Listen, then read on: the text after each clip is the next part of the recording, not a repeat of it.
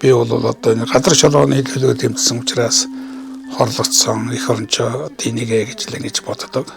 Лүг батлах тэр том тулаанд би цусгүй тулаанд орлоо гэд том нийтлэл бичсэн.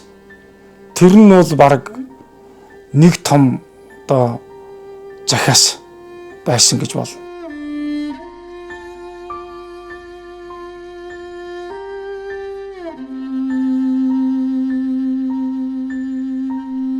Балбарваа өнөөдөр амьцран байсан болвол уулуурхаа ингэж замбраагүй гэж газар шороо ингэж үнцний алдаж харийн хүмүүсийн идэж болохгүй байсан гэж би Урбаттай итгэдэг.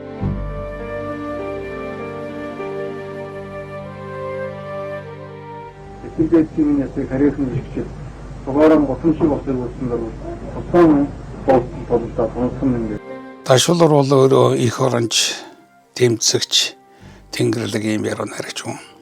Эх орноо хайрлах ухаан эх орны төлөө гэсэн энэ цоглох зүрхээ илэрхийлэхийн тулд хамгийн гол бүтээлүүдээ энэ шингээж уралсан гэдэг нь тодорхой байдаг юм аа.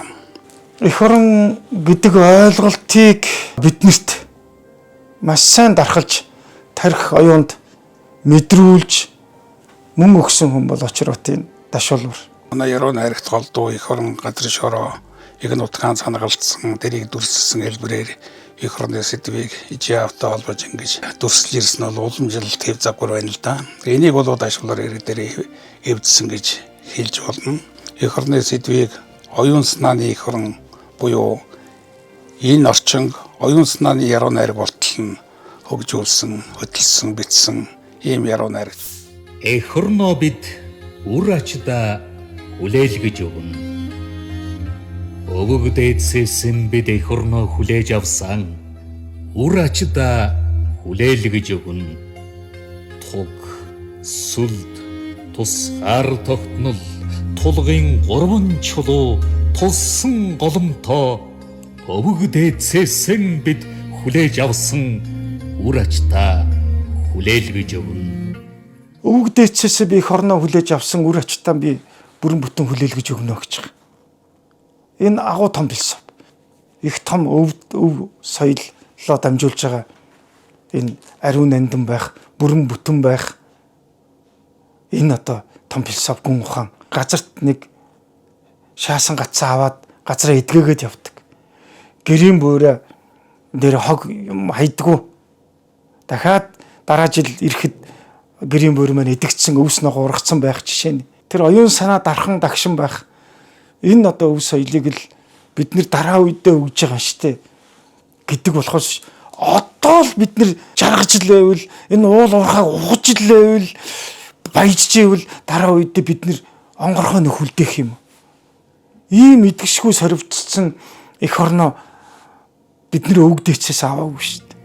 Алтай хангай гойг талаа чулуу бүхэнтэй өвс ногоо шорооныхан ширхэг бүхэнтэй алтан нар мөнгөн сарыг тоолохын аргагүй одом ичидтэй хөвсгөл уус буйрыг усныхан дусал загас бүхэнтэй хөөцөлдөн наадах болигсын хүртэл өвөг дээдсээс бид хүлээж авсан үр ачта хүлээлгэж өгнө. Ташуулвар 21 настай байхдаа бичсэн. Өнөөдөр энэ эх орноо үр ачтаа хүлээлгэж өгнө гэсэн энэ уриал лооцсон өвөг дээдсээс бид эх орноо хүлээж авсан үр ачтаа хүлээлгэж өгнө гэсэн энэ бол тангарахын үг шиг санагдаж штэ. Тэгэхэд 21 настай хүүхэд ингэж бичиж байсан гэж бодоход Ташуулварын одоо оюун санаанд эх оронч үзэл бол айл эртөө өсчихсэн, хэвшчихсэн үндэсний хэмжээнд бодлон илэрхийлэх төвчөнд очсон байсан гэж бодоход агуу яруу найрагч гэдэг нь одоо харагддаг юм л да. Тэнгэрлэг эх орон тандаа мөргөм үү, тэнд энэ твдэг чулуунд нь ч бас мөргөм үү гэж байгаа. Тэр чулуу болгоо амьтай. Эх орны торгон хөлөөс дотгошоо нэг шууны өрийг хөндөж болохгүй. Нэг чулуугч хөдлөх эрх бидэнд байхгүй. Чулуу болгон амьтай, чулуу болгон Монгол их. Энэ талаас нь Балбар ахвал их том философийн шүлгүүдийг хэлсэн. Тэнгэрлэг эх орон минь тандан мөргөмөө. Тэнд энд хэвтэх чулуунд чинь үнэн оршдогт итгэмөө. Амьд яваа минь таны тааллаг юм уу? Авгай их тандан би өдөр бүр мөргөмөө. Балуурахын энэ одоо эх орон танаа гэдэг энэ шүлгийг бол өглөө болго Монголын радиогоор явуулмаар санагдаж байна. Бүр улсын хурлын танхимд энэ шүлэг эхлээд тэгээд чуулган нэмээр санагдаад байдаг болсон шүү. Дашилбар утга зохиолоос улс төрлөө шилжсэнийг одоо хүн болгон мэднэ.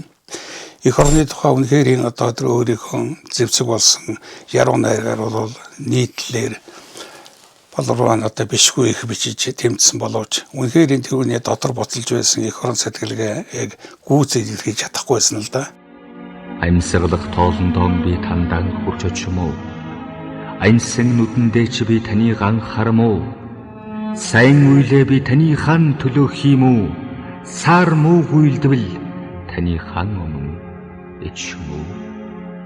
Энэ улсын хурлаар газрын тухай хууль батлагдах гад тэр үеэр хичнээн шүн нойргоо хонж тэр айхтар бодлоготой захиалгатай тэр хуулийн эсрэг ганцаараа Монголын уламжлалын нэгдсэн намын дуу хоолой болж талын ганц чон шиг ганцаардаж эх орон газар шороо тусгаар тогтнол энэ газар шороог одоо амьтаа үнэтэй монголчуудын нийт оюуны одоо төрийн өмч байлгах тал дээр нь дуу хоолой болж дуурсан цор ганц хүндээ гэж би одоо бас ахаараа бахархахаас гадна одоо бодож яхад бас өрөвддөг.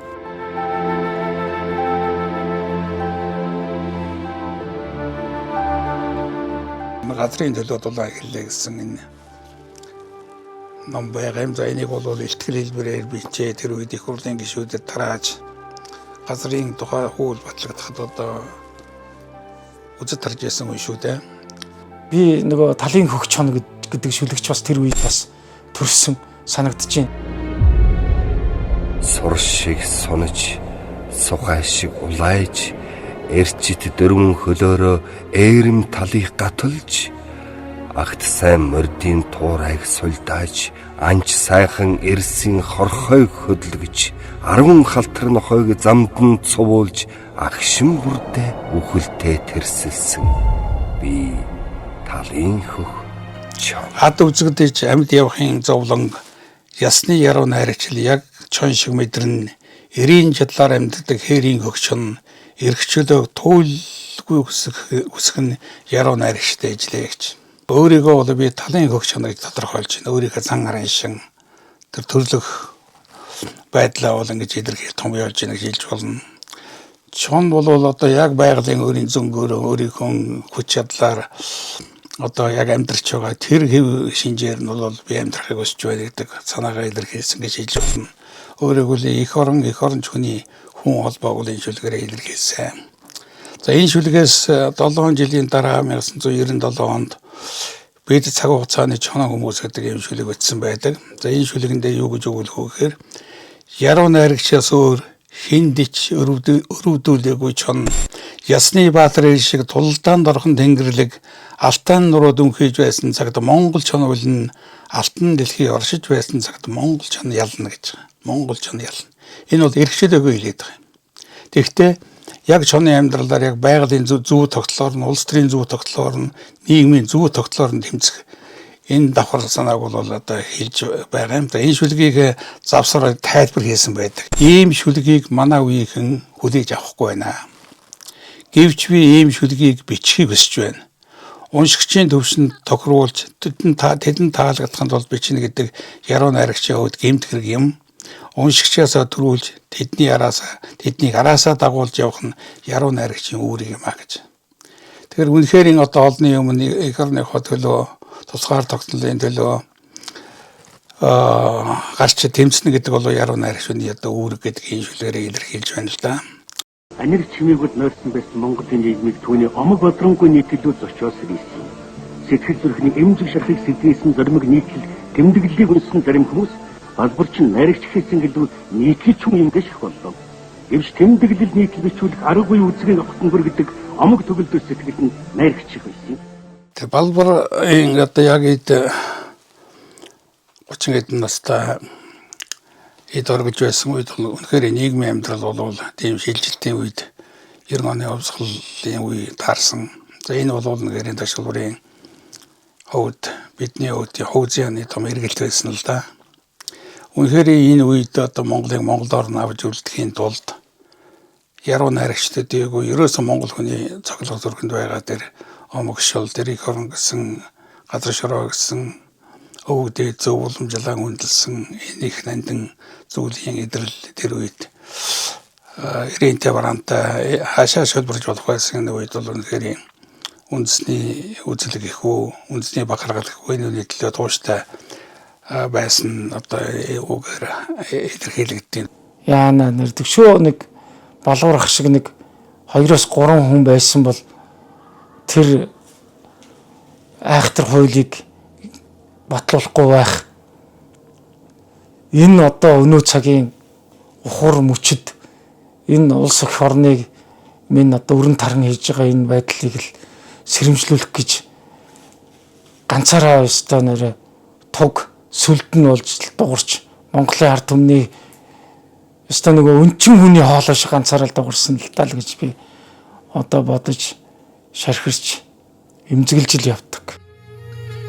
Тужийн нарснаас эхэлсэн ховсголын түүх туган дээр хертний бичээс Сүхбаатрин гэрээстэй 39-45 оны хувьж дайваагүй ялалтын гэрчтэй эх орнон бид өвөг дээдсээсэн хүлээж авсан үр ачта хүлээлгэж өгнө. Их орны сэдвэр байсан ташалбарын хэлгүүд бол үнэхээр Монголын ард түмэнд загсан захаас түүний гэрээсэл гэж бид хүлээж авах ёстой. Саяын гэсэн дээр их орноо өвөг дээдсээсээ хүлээж авсан үр ачта хүлээлгэж өгнө гэдэг чинь захаас шүү дээ гэрээс. Одоо бол яг л тийм л байна шүү дээ. Ямар их орны бид нар авлаа яагаад дараагийн үедээ энэ одоо онгон байгалаар энэ сайхан ард түмний ив нэгдлэр нь яагаад хүлээж өгч болохгүй байна тийм ээ. Энэ үеийн төлөө бол өнөөгийн улс төрийн ялангуяа ташалбарын яруу найраг уран бүтээлийг бол их сайн судлах хэрэгтэй гэж би хэлмээр байгаа юм. Балбар ах бол шатсан дүрлцсэн биднийг одоо гэгэрүүлэхийн тулд өөрөө бөө биеэрэн өөрөө их орон байх, их оронч байх тэр одоо нандин суртахууныг биднэрт л чадхаараа гүйгүүлж гэрэлтүүлж өгсөн л хүн гэж би одоо бодожээ. Тэгээд хэдий одоо тэнгэрт дэвшсэн ч гэсэн одоо ч биний одоо сэтгэл зүрхэнд амьд ном дотроо бид бүхний яг одоо надад одоо баянгал захаа сургаалаа ингэж л хэлж яддаг гэж боддог. Намрын шоовоо эргэн хоорогсаа Би чон лугайд амьдарч намайг чон лугайд үзэн ядаж намайг чон лугайд намнахаар хөөцөлдөж би хүн хэрнэн араатны зовлонг биеэр амсаж байна. Гэвч би амьдрана. Амьдрах төдийгүй тэмцэх болно. Тал нутагт 42 жилийн өмнө эхэлсэн амьдрал минь юр бус юм байлаа.